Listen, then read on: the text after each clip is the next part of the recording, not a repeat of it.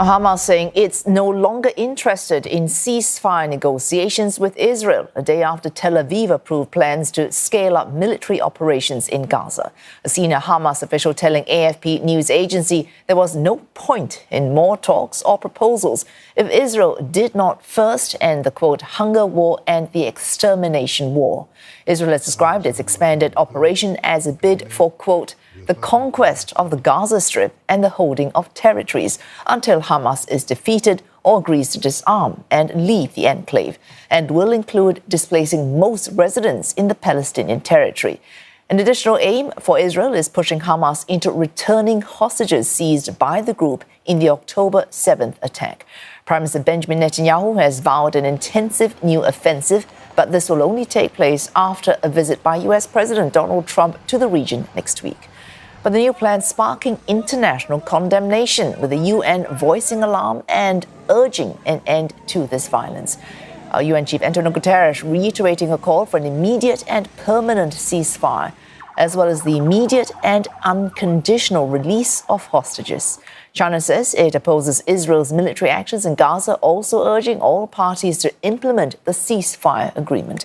France's foreign minister describing the Israeli plan as, quote, unacceptable, accusing the government in Tel Aviv of acting in violation of humanitarian law. And for more, we're joined by Blake Sifton, joining us live from Tel Aviv. Blake, the concerns, I think we mentioned this, we spoke to you last night on this as well. Families of hostages in response to this scaled-up offensive by the Israeli military, concerns by families of what happens to the hostages. How have they expressed their concerns?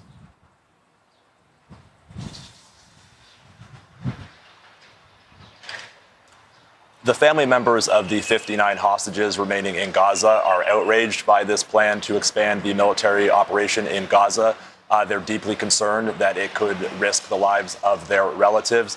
Indeed, the main group representing the families have said that they are worried and horrified by the danger looming over their loved ones. In recent days, we've seen reports of the chief of staff of the Israeli military, Eyal Zamir, expressing his concern that this expanded ground operation could see the loss of life among hostages. Specifically, there are reports that the military are concerned that as they advance in Gaza, there will be disruption to aid reaching the areas where the hostages may be held, that they could have to do without food or water, and that as well, that as their forces advance, the members of Hamas who are holding them may flee and perhaps abandon them in tunnels without food or water. And just in the last few hours, we've also seen reports of Israel's chief hostage negotiator expressing his concern to the government of Benjamin Netanyahu that this military operation, this expanded military operation, could see members of Hamas holding the hostages, basically expressing their anger and frustration by committing acts of violence against the hostages. Blake, hostages aren't just one concern. We've heard China, United Nations and France responding to this intention by the Israeli military to expand its operation. How else, rather, what other quarters of the global community have reacted to these plans?